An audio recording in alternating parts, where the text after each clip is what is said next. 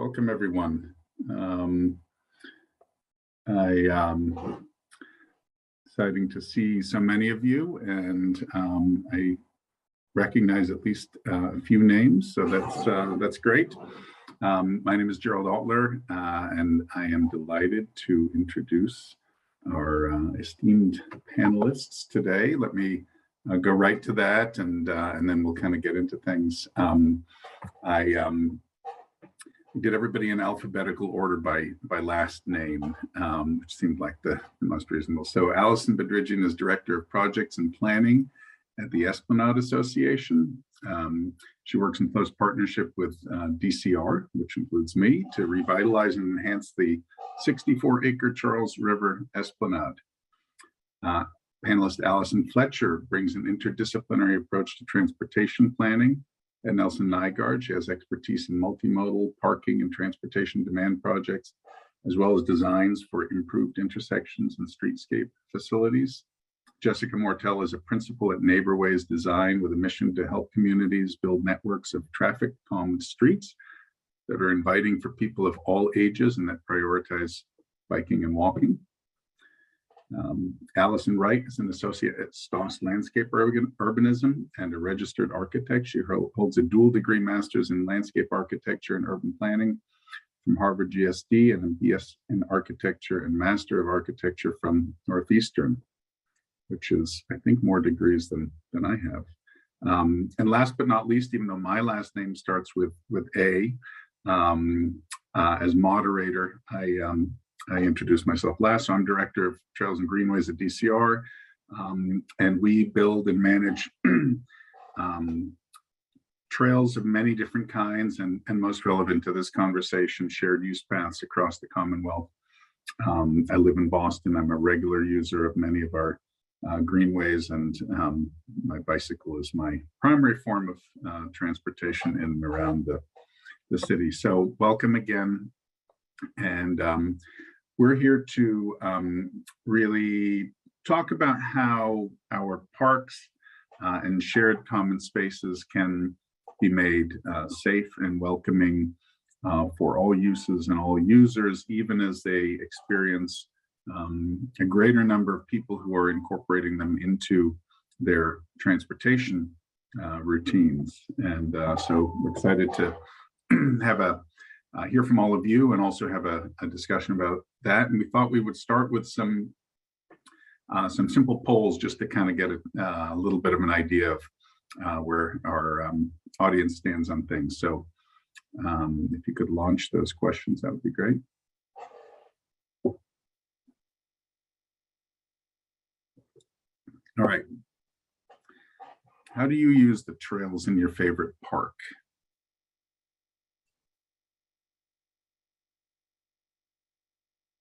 Or you can do a composite of your favorite parks if you'd like. You can't decide on only one.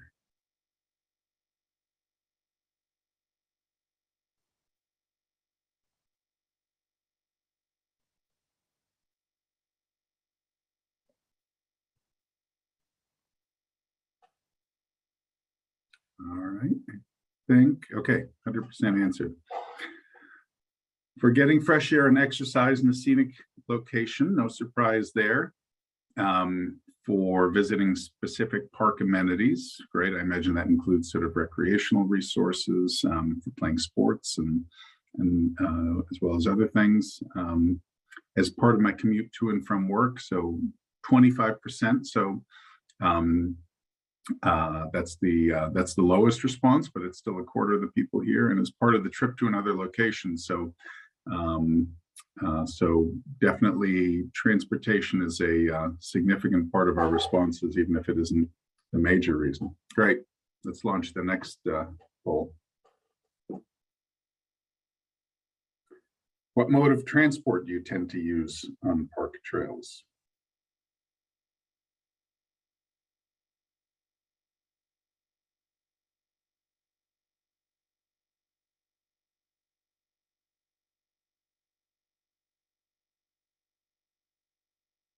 All right.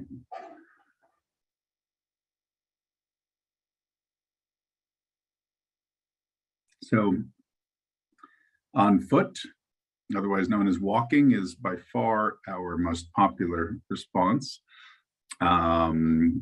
Running, also popular, but much less, followed by bike, scooter, rollerblade, etc.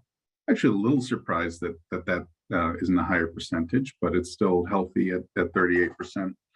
And we have electric powered transit rounding us out with three of the respondents, or 14%. Great. And one more question.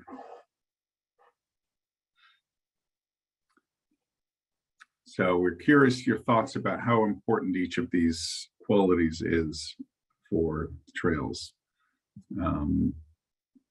These aren't necessarily mutually exclusive, but how would you prioritize them?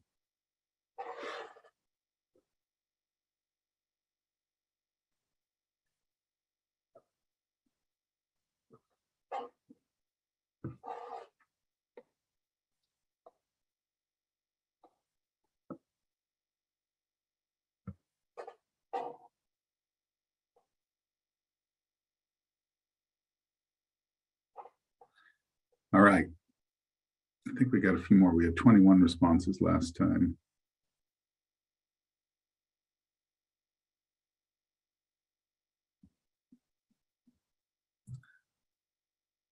So I'm not entirely sure. Oh, I see. Somewhat important. So very important.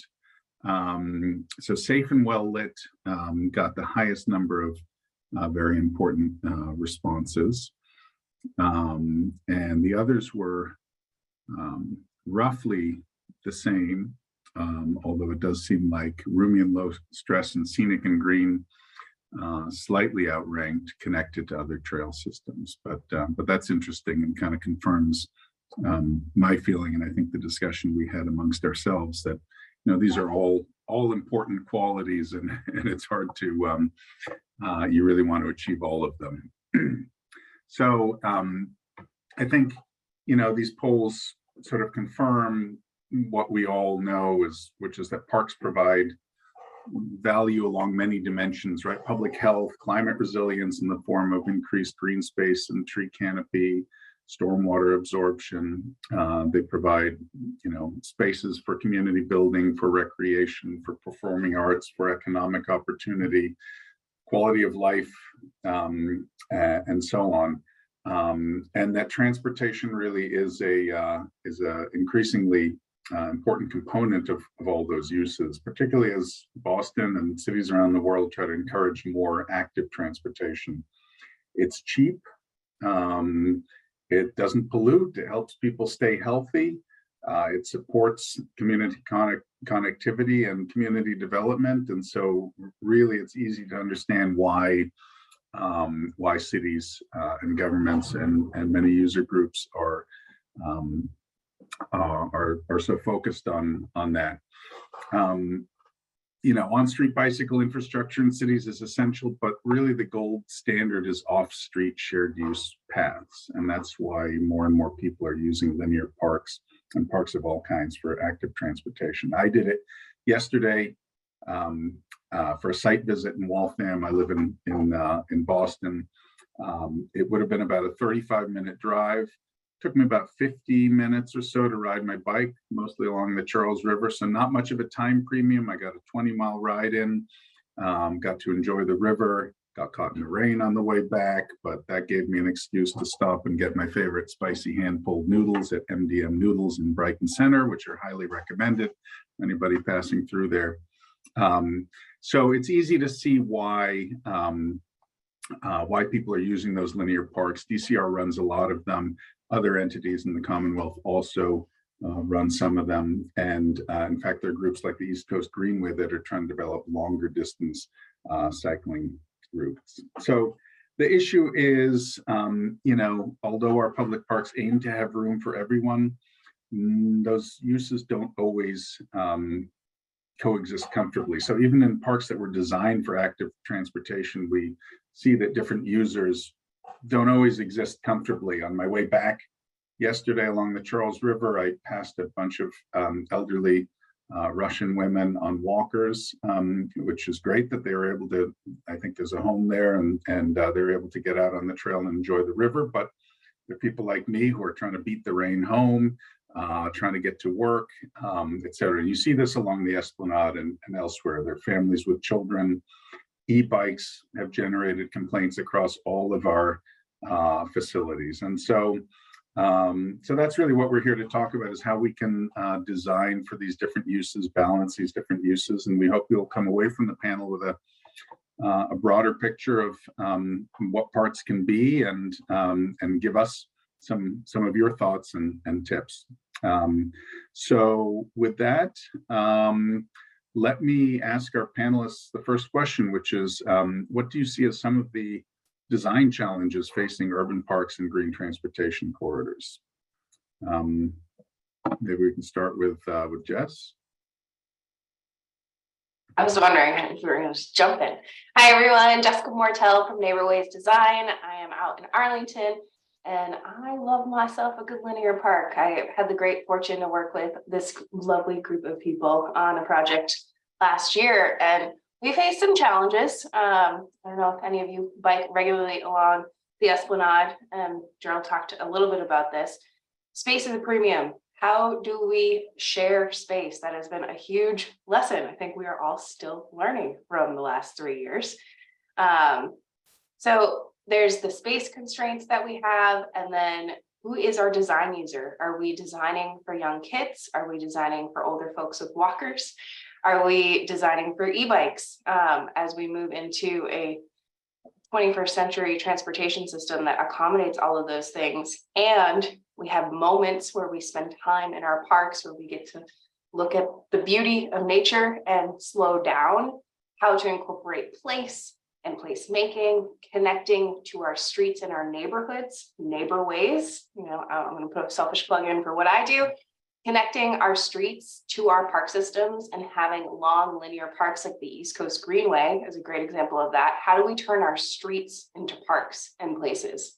So that's kind of a little nugget that I will drop in there. And also I recognize that most of you are probably focused in on the parks themselves. So funding and wetlands permitting, there are so many different challenges to this. And then we have some resources and ideas on how to address that, but I'm just gonna start there, and I'm gonna pass it over to whatever Allison wants to answer next. We have a lot of Allisons on the call. I think I can jump in. So this is Allison Fletcher. I'm with Nelson Nygaard. We're a mobility, transportation planning consultancy. We've been working on this project for quite a while. We did a plan before this recent project got started, which was looking at just all the needs that the Esplanade specifically has. We did some community engagement, some observations during that, and then I've been involved in this collaborative process to try to come up with some solutions to get things on the ground there. And I think one of the running themes in terms of challenges with parks is this aspect of the people that are regulars and the people that are visitors. You know, Boston's a very tourism-oriented place. There's so many colleges and universities. You have people coming from other countries on the Esplanade all the time. And so what kind of legible things can we do to make this a space that's low stress, comfortable, and enjoyable to everybody, whether they're out there training for the Boston Marathon or trying to get their Strava miles in, or they're you know, coming to really de-stress and do the things that they were originally supposed to do as like lungs of the city. So what we did in terms of our recent intervention was trying to look at things that could kind of straddle that divide in terms of being like an experiment for what's legible to the everyday user, what's legible to a person from a different country that might not even know like what street markings or trail markings in this country look like. And then also we all kind of carry this like lexicon in our heads of like, I've been on this trail and the rules and the look of that trail was that way. How does that translate here? And also how could it be a little bit different and unique and like reinforce the sense of place? That's a really, all those things are really difficult problems to unpack through design. And I'll pass it to Allison Wright next from STOS. Perfect, thank you. Yeah, so I think as both Jess and Allison point out, I think specifically when we're looking at the Esplanade and the project we were starting there, I think one of the biggest challenges and maybe opportunities as well as the range of stakeholders that are involved. There's the Historic Commission, there's the Conservation Commission, there's DCR, there's Esplanade.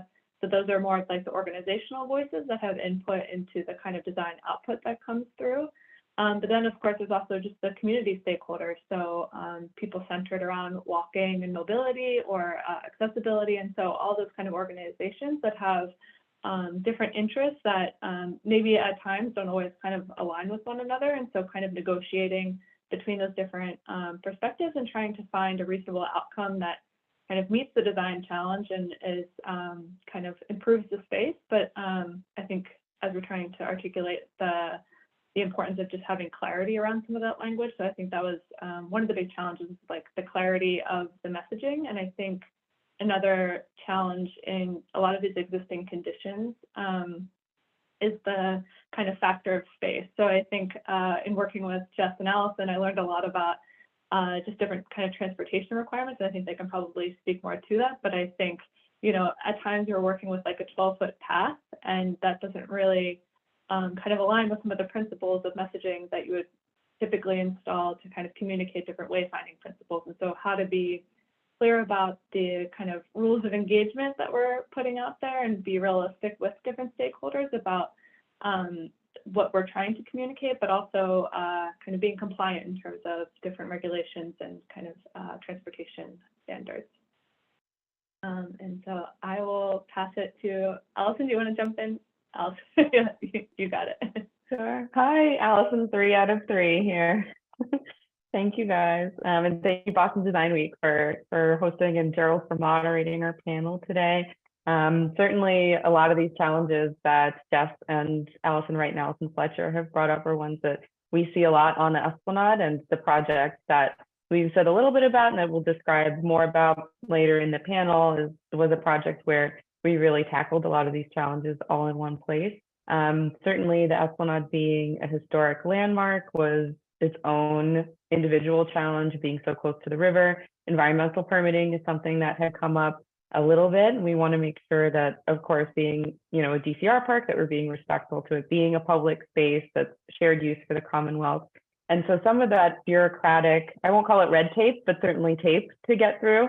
When you have a park that has a specific design aesthetic, historical element to it, and just the environmental elements of being so close to the river, wanting to be respectful of that, and while still doing something that's fun, that gets people noticing what's going on, and getting people to just be a little bit safer in the park. It can feel like it's harder to do a pilot project where you want to have a low-cost trial, you want to do something tactical, you want to try something new, collect data, experiment, and make mistakes. And we're kind of doing that within the rigid confines of being not just the physical confines of it being a linear park. Sometimes it's only 8 or 9 feet wide, but also the confines that are presented to us by some of these regulatory agencies. I'd say another challenge that we saw during this project and in general on the Esplanade, as Gerald alluded to, we have different user groups who have different feelings about each other. We've kind of been conditioned to think on this binary scale of bikes versus pedestrians, people on wheels versus people not on wheels. And, you know, in some circles, it even feels like if you're on wheels that aren't a stroller or a wheelchair, you're not really even welcome in the park.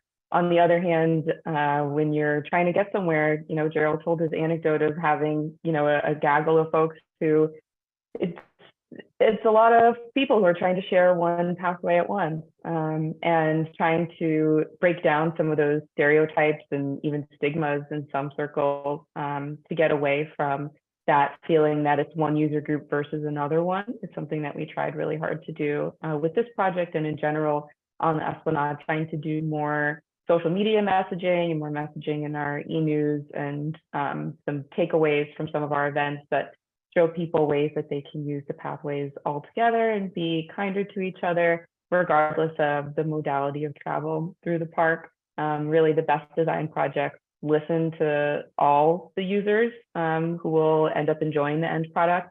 And so that's something that we tried to do here, especially for public spaces. We are trying to take this concept of holding space for everyone to through from stakeholder visioning sessions where we're giving people a philosophical space to air their concerns and to hear their feedback, and then maintaining that all the way through the project when we're actually making changes in the physical realm, that it's physically holding space for everyone where possible.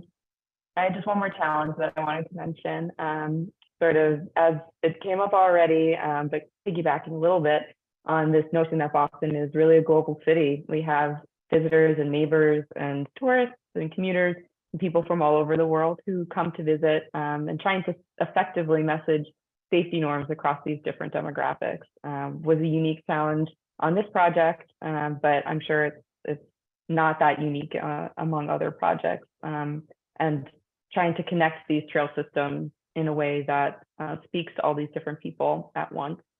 So I think with that, maybe that's a good segue into our next question. Unless other folks want to discuss some of that, I'll turn it back over to Gerald.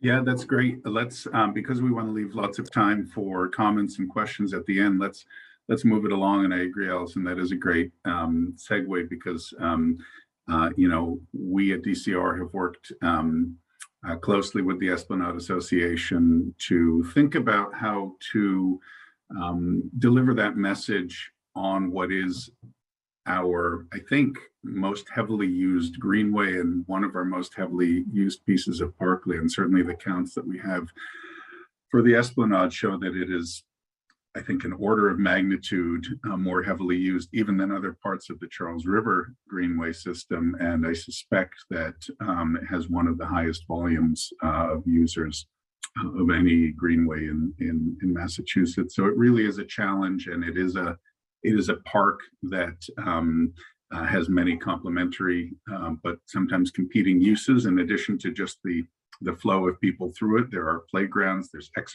exercise equipment, there are groups of runners, there are very aggressive cyclists commuting through, people sailing, kayaking, fishing.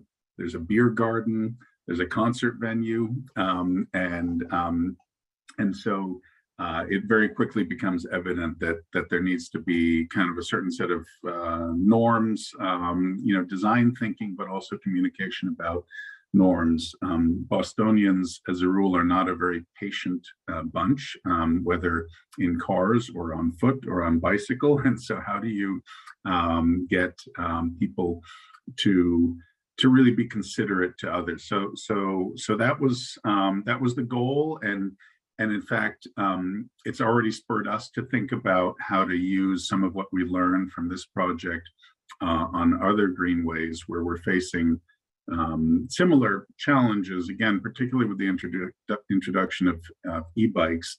So we're eager to learn from this. So I'll turn it over to Allison to really talk about the project and what we've learned so far. All right, thanks, Gerald. I hope folks don't mind if I share my screen. I have some fun visuals to share as I talk about this project that Gerald has teed up for us. This was a pilot project that our team here between DCR, the Esplanade Association, and our partners here at STOP, Neighbor Waste Design, and Nelson Nygaard worked together on to introduce some new safety messaging on the Esplanade in the form of a tactical paint project.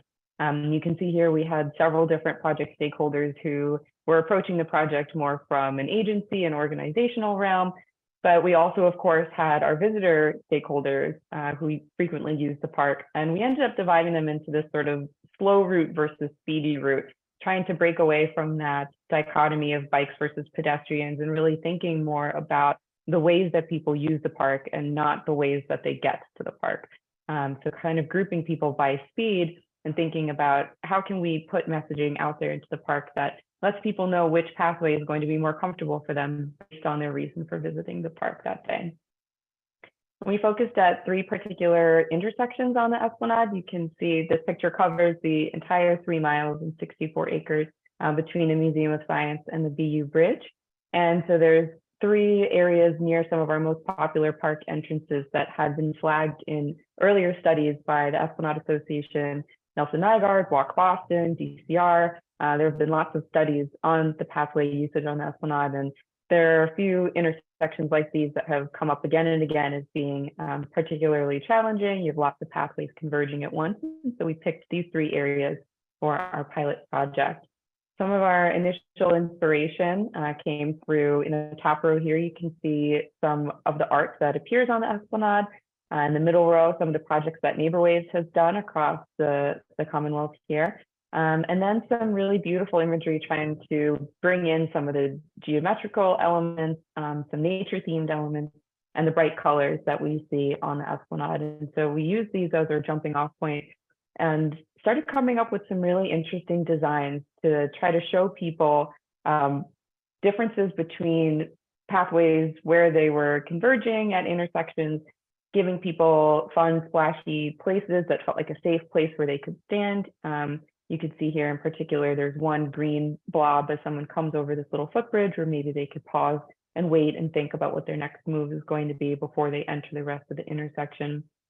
We played more with some of these geometric shapes and bright colors, trying to bring in a really fun element here for a pathway safety project, almost making it more like a mural on the ground while still delivering some of the safety messaging. And at some point, we sort of stepped back and thought more about safety being our primary goal here and the user groups that we have in the park. And you have commuters on bikes and people on foot and runners, marathon trainers, people in wheelchairs, trying to make that space for everyone. We started to shift back to a more familiar design aesthetic. When you are out in the world, not in a beautiful park like the Esplanade, but seeing on roadways the different symbols and colors that make up the design language for bicycle safety. We sort of reframed some of our design thinking here and returned to some of the shapes and colors that are a little bit more familiar from a traffic management perspective. And so that's influenced the rest of our design toolkit as we continue to advance the project, pulling from some of these familiar shapes and designs of using yellow and white stripes, of using these shark teeth in the top left image, sort of a fun term for the yield triangles that you can see on the Esplanade and in other off-road trail systems, and sort of building these into some new design toolkits. We still wanted to maintain some fun, so we had a few different design iterations that still brought in some bright, bold colors that sort of still implemented some really interesting striping. And then we got to a point where we realized that the Landmarks Commission would probably not let these ones fly. So we started paring it back. And if you've been on the Esplanade since October, this might start to look a little bit more familiar and closer to what ended up being our final design. And this shows the final toolkit that we ended up with. You can see it sort of begins with a yield-shaped sign with a slow mark and an exclamation point. We also have what we call sort of warning stripes as you're approaching an intersection. As you get to the core of an intersection, making sure that people who are entering into it have a little look symbol that we tried to still bring a little bit of fun into with some googly eyes. And then having a sort of pedestrian crosswalk and a green swath to indicate where high-speed travelers could find the pathway that was best for them, but overlapping them to show that it's rare on the Esplanade that you have an area that's just for high-speed travelers, that you're still going to have that converging point of people moving slower and people moving faster, but really just to show you that you've reached a decision point and trying to help you make that decision for your next pathway choice in the park. So this ended up being the final design that got approved and was painted here at the play space. This is an example, but we also put these similar designs down at the Massachusetts Avenue ramp and near the Fanny Appleton footbridge. We have some fun photos from our installation days in October. We were lucky to get some really bright, dry weather in the first weeks of October and really made this a community engagement project, which was something that NeighborWaves brought to the table for us to help us bring in volunteers and community members and even kids who were in the park that day and wanted to have some fun with some paint, and really making it a community activation, which also helped us spread the word that we had this big activation with lots of volunteers and people stopping by an information table to be able to learn more about the project and get an initial introduction to what these symbols meant. So that the next time they visited the park, they would have that understanding and hopefully start to follow some of these symbols. We did, I'm going to stop sharing my screen. We did take some data before and after the project, thanks to NeighborWays and our friends at Precision Data Industries. Our before and after data showed that in our top speed category for people using bikes, scooters, and rollerblades and other wheeled transportation devices, what we're calling micromobility devices, we saw that people in the top speed category decreased by 13% during peak use hours in the park. So it was good to see that folks were slowing down in general. We also saw that the, oh, I'm sorry, I mixed up my data. The top speed itself decreased by 13%. The number of visitors in that highest speed category was reduced by 30%. So we not only saw people slowing down, we saw the top speed come down, and we saw more people moving more slowly through the park. And it was a pretty small data set, just captured during a 24-hour period before the paint went down and after it went down. So more data collection should be coming. We want to work with DCR and with our friends here to try to get another study going, but we're excited by these initial data points. And I have to say it was a really fun project. And I know that Esplanade learned a lot about what we could do to help make the pathway safer. That's great. Thanks for that presentation, Allison, and I'm sure we'll get some questions about it. Yeah, as Allison mentioned, we went through a number of design iterations, and I think ended up believing that simpler was better. If the main goal was to really communicate a clear message to users, primarily slow down in key spots, that simpler would be better. And then the aesthetic, you know, as you saw, there were some really fun concepts that that the team had developed, and I think those might work really well in some other places. But the Esplanade is kind of one of our historic parks. It has a particular character, a particular aesthetic, and we thought that that was maybe not quite the right approach there. But I'll talk in a bit about the Southwest Corridor. I guess I can jump into that now, and we'll talk about a few current design projects, and then open it up for questions and comments. But I do think there's some places we're working where maybe a more creative aesthetic might work well. So before we jump to that, though, the rest of our panelists were involved in this project as well. So I just want to make sure that if they have anything to add to Allison's presentation, they have a chance to do that now. I might jump in with a couple things. It's Allison Fletcher again. I think one thing that we were also trying to bring out through the project is the presence of the Paul Dudley White path. There's this kind of, you know, you'll see occasional signage for it as it goes along, but following that path that Allison was talking about, that was just something, that history that we were trying to bring out in terms of that encouragement of a particular path for kind of faster travel. And I think another piece is just, you know, the intentionality of the use of colors. I think green came about in terms of trying to have some consistency with like trail to street type color usages and whatnot. We went back and forth on what color would indicate slowing versus faster in many different ways. And I just think generally this is a space like trail calming that isn't so studied. And so it's really exciting that we got this chance to kind of experiment with it, get an initial data set, start looking at these things, and something that can continue to be studied with time. Is there anything you might have done differently, knowing what you know now, based on even just our limited experience and data?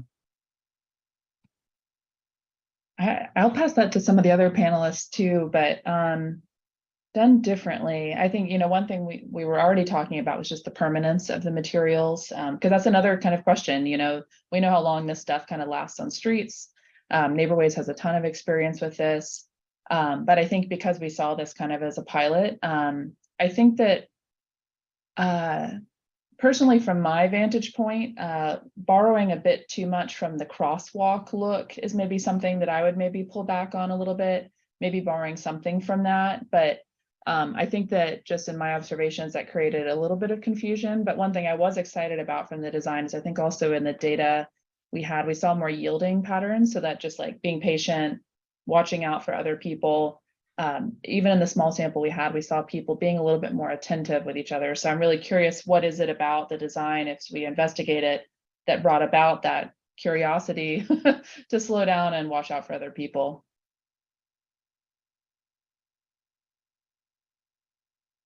Yeah, I would say I agree with all Allison Fletcher's points on that, and great presentation, Allison Fletcher. I think the one thing we kind of went back and forth on a little bit was trying to consider what the phasing might be. So we had those 3 pilot sites that Allison shared, and I think we were trying to decide if it was best to do just one of them and really test the efficacy of that versus kind of launching all 3 of them, because the idea was they're all in a series, and so that would kind of build the rapport of that like language, but also that's like a continuous stream. And so trying to understand, and I don't know if there's a correct answer if we would have done it differently, but I think trying to understand which way of approaching the pilot would have been better in terms of communicating that this is a test, that we are like open to kind of further feedback on this. It's not like the final decision, but trying to understand what's the best way to kind of pilot these projects and build efficacy, but also kind of build that kind of back and forth reporting. Just Sure, I can jump in. What would I change? This was such a great project, and it was really challenging. The time of year and permitting timelines, and hindsight's 2020. It's like you wish you could build in, that extra float into your budget or that extra float into your timeline.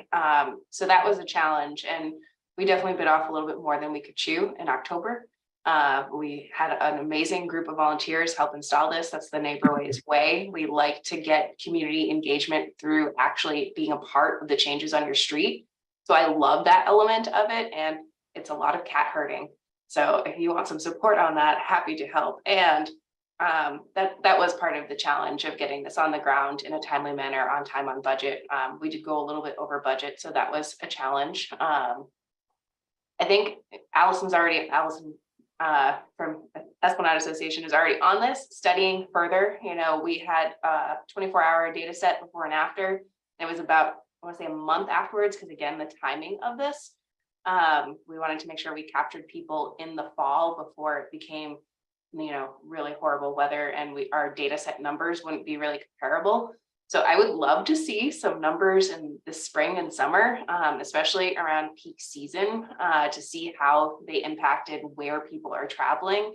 And, if we had all the time and the money in the world, adding signs, doing an educational campaign with kids in local schools. I was mentioning this on our prep call for this, kids are the future, and they teach us most of the time. So if we can teach them songs, music and dance and culture impact us in so many ways. So creating exciting, fun elements that the kids get excited about, and then teach their parents, oh, here's Tanya the turtle, we're in the slow zone, and there's a sign that says slow down. And just creating a culture of kindness and sharing and messaging through everything we do, because we tend to be siloed in our transportation planning role, in our economic development role, in our parks role. If one thing I wish I could change in the world is that we talk to each other more, and that holding space, just to pull back the thread from what Allison was saying earlier, throughout the project of the visioning, going into schools and talking to kids, going into older folks' homes, talking to them. Like, this is the challenge across all of our projects of, budget and time. How do we really engage people in a meaningful way?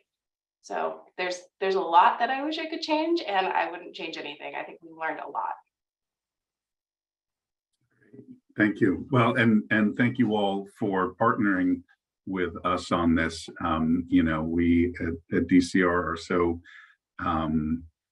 involved every day in planning, designing, permitting, building, and maintaining trails that sometimes we don't have the time to really think about ways to innovate and develop these messages. So it's great to have partners that we can work on with this. One anecdote before we move on: shortly after the paint was put down, I was riding along the Esplanade. That was until DCR moved offices recently, my commute to work, and a guy on a bike in front of me flew through one of the slow zones. So I pedaled hard and I caught up to him, and I said, excuse me, this this paint is meant to indicate places where, you know, it's good to slow down a little bit. And that's not a strategy that is always successful when trying to communicate with people. And his initial reaction was not hostile, but grumpy. But, you know, after a few more minutes of pedaling together and showing him the paint, we had a great conversation. I knew where he worked, where he lived, how old his kids were, and where he liked to ride his bicycle. And when we parted ways, we wished each other, you know, safe riding and happy riding. And so it was a great example of kind of the power of one-on-one communication. And my entry point was the fact that the paint had been put down, right? I think it might have gone differently if it hadn't been for that, and I hadn't been able to point to that. So, so let's just quickly talk about some other relevant projects. I just wanted to really highlight one, and I don't have any slides, but for those of you who live in Boston, you probably know the Southwest Corridor, and it's a 4.5 mile linear park system and greenway that is a really important mobility corridor for connecting local destinations, for connecting people to transit stations. The Orange Line runs through there, has a series of stations.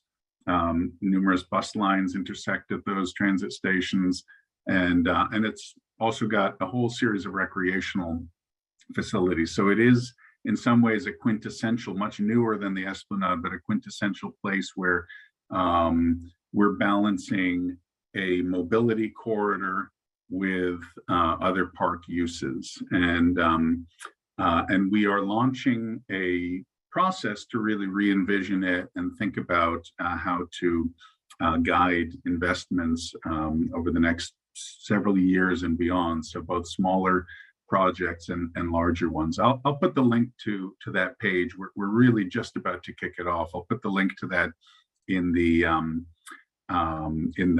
chat, and so that you can all check it out. I hope anybody who lives in Boston, and particularly in the neighborhoods that border the Southwest Corridor, will participate in our engagement. We're really excited about this, and it does really embody a lot of what we've been talking about here.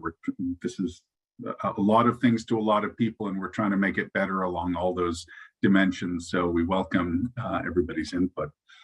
And with that, let me ask our panelists about some of their projects that are facing those kinds of similar challenges that, you know, facilitate new or unique uses for trails and community spaces, and how they're using design to enhance connection with the environment.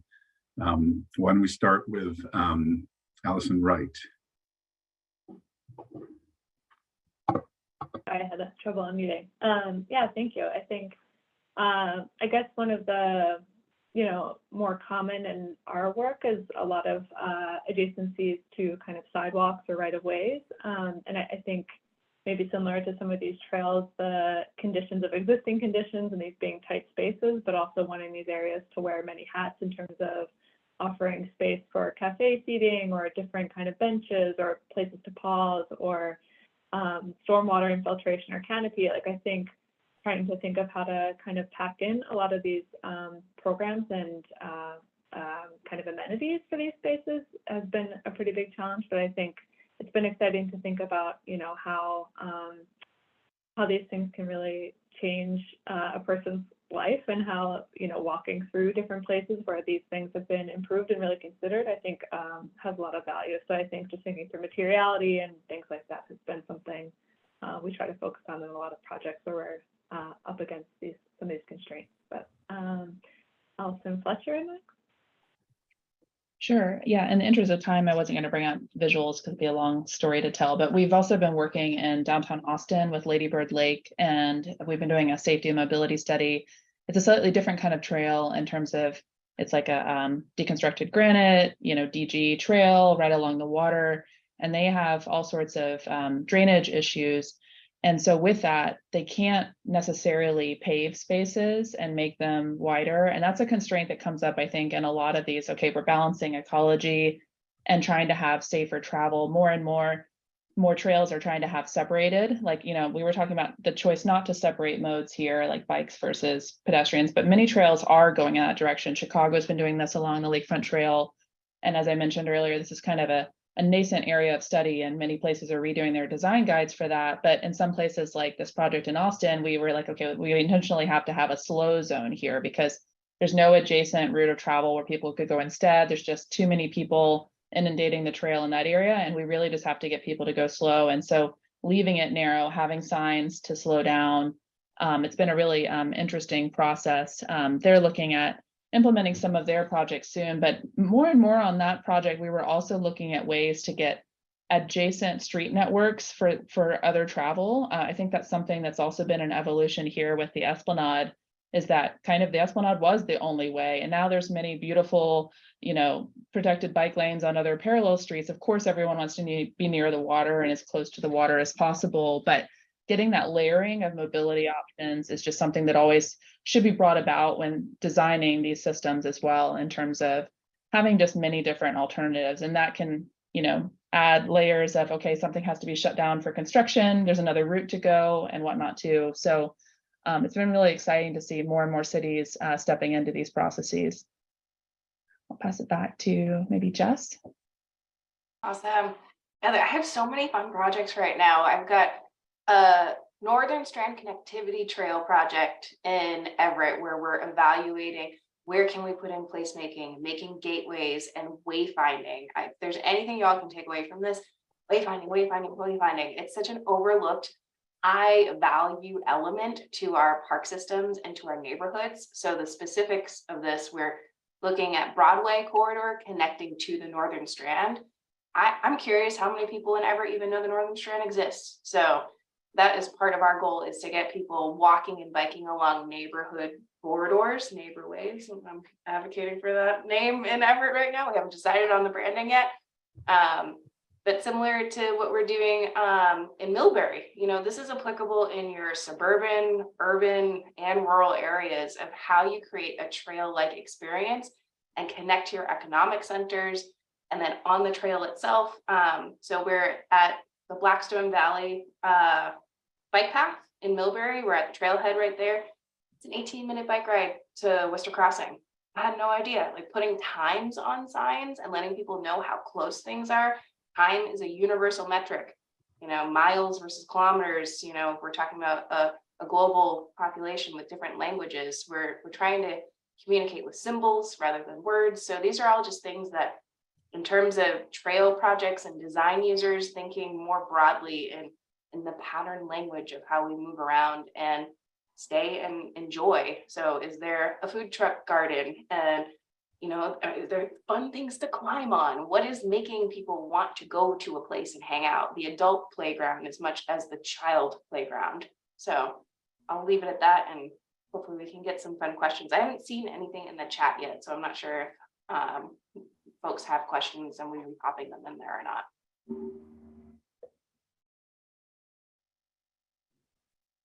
Awesome. Any hands raised?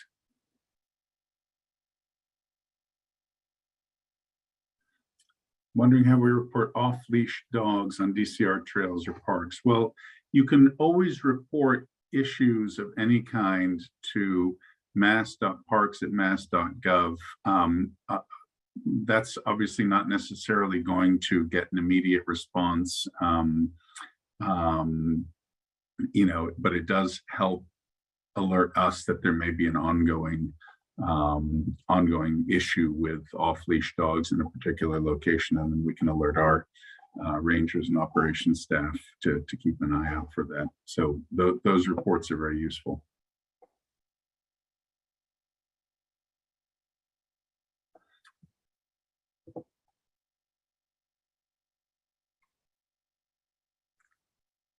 Is the rotary at the intersection of Forest Hills and the Southwest Corridor effective? Good question. I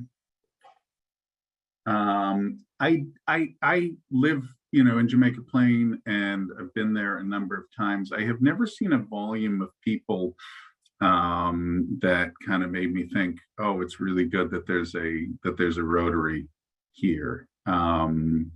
And that's not to say that there never is that kind of volume, but I still like it and appreciate it. I think it makes the circulation clear. I hope that we see greater and greater use there over time, and it will become, and its value will become more apparent. But I don't actually have any data on that. I'll see if any of my colleagues do.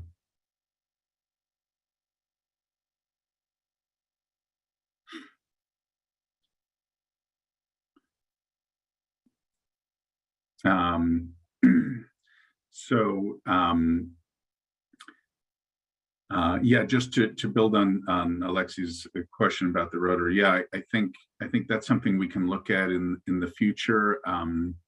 We're always, as we mentioned before, on the Esplanade and elsewhere, even on the Cape Cod Rail Trail, we're trying to balance character and safety, and some things feel to people to be too much like roadways. I think rotaries may fall into that category for some people. Even a stripe or a line. So recently we striped intermittently along the Cape Cod Rail Trail because there had been in the past some objections from people who felt like a stripe down the middle, even a skip line down the middle, would make it feel like a roadway rather than a more natural trail. And so we compromised. This is kind of another type of experiment that we're doing and seeing how it works, but compromised by doing about 50 feet of skip line every quarter mile or so, just to remind people this is a two-way path. So, and it's very heavily used in the summer especially. And so I guess the question I would have about Rotary on the Esplanade is kind of how would that be consistent or not with the character of the paths and the character of the park? And I don't necessarily have a feeling about that or an answer, but I think a lot of people might. Calming and rules for motorized vehicles like e-bikes on shared use paths. So yes, that's a question that's on our minds, and that ties in directly to everything we've been talking about this panel, and we're trying to apply some of what we've learned on the Esplanade and elsewhere. It's the problem is exacerbated by e-bikes, which are heavier, they move faster, they allow more people to move faster, and it's not limited to e-bikes. You can move very fast on a traditional bicycle, but it's particularly true with e-bikes. So we're looking at a combination of getting a clearer message out on signage, some of the types of painting on the pathway surface, like we've done at the Esplanade, could be applicable elsewhere. Thinking about making a video. There's one in Eugene, Oregon that we saw that's kind of nice. It's friendly, it's not scolding, but it's trying to remind people that there are lots of users who are sharing the paths, and not all of them are on bicycles. And considering maybe the idea of a speed limit, although we're not sure that would really be effective, or at least not more effective than just reminding people to use a reasonable speed. But yeah, ultimately it's a challenge. We don't have enforcement capability per se, so we're trying to remind people about good etiquette and how to share the path. I don't want to be the only one to answer the questions, so if somebody else wants to jump in, feel free to do that.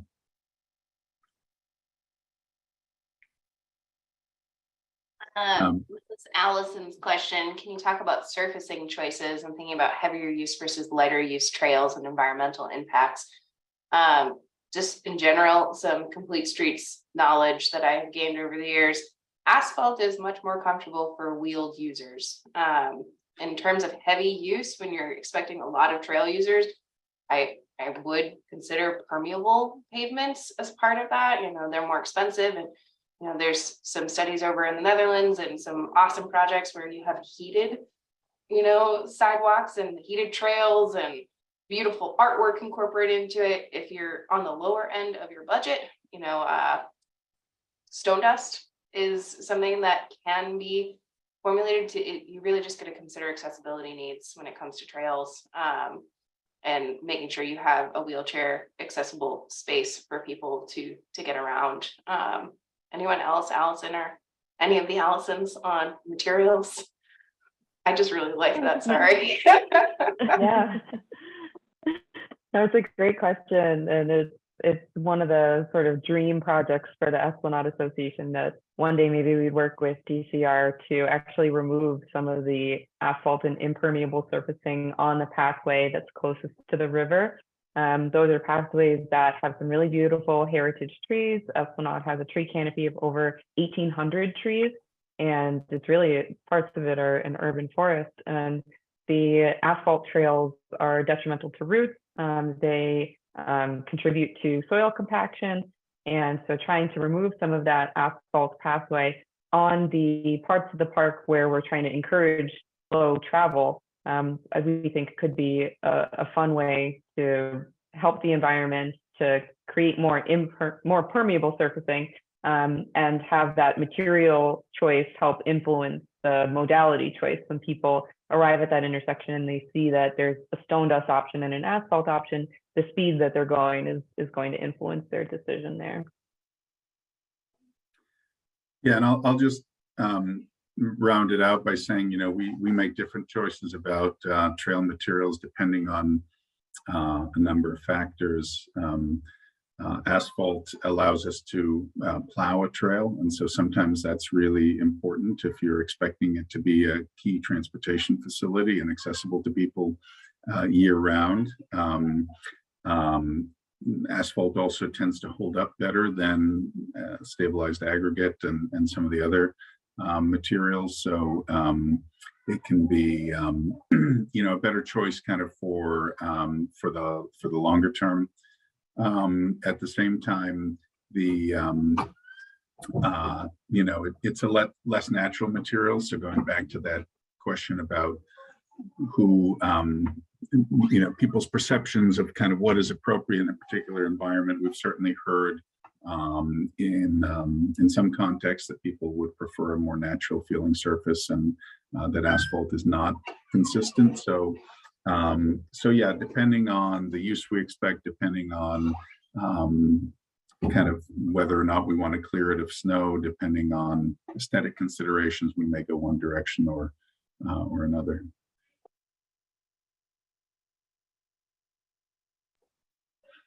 Well, we're at 4:59, and I don't see any. So I'm only aware of one place where we've used permeable asphalt on a shared use path, and has it held up? It's not so much about it having held up as the installation process can be complicated, and it was not installed by the contractor the way it should have been, and so I think our experience there has been mixed. We did install a different permeable asphalt trail that's only for pedestrians, footpath, and that was done by a contractor that specializes in that. So it's you know, some of it is about what is the intended use. Is it shared use? Is it only for pedestrians? Some of it is about getting a contractor. So this contractor came from Ohio to do it, because this was not a project of mine. I just know about it from a colleague, but they know how to do it right. and I guess we don't have any local contractors who do. So and I don't know about colored surfacing, but we can take that up at the next panel. Thank you everyone for joining us. And we really appreciate the attendance and the questions. And I really appreciate the time and participation of our panelists, both in today's session as well as in all of our ongoing work on the Esplanade. So thank you, everyone, and have a great afternoon. Thank you. Bye-bye. Bye. Thank you. Thank you.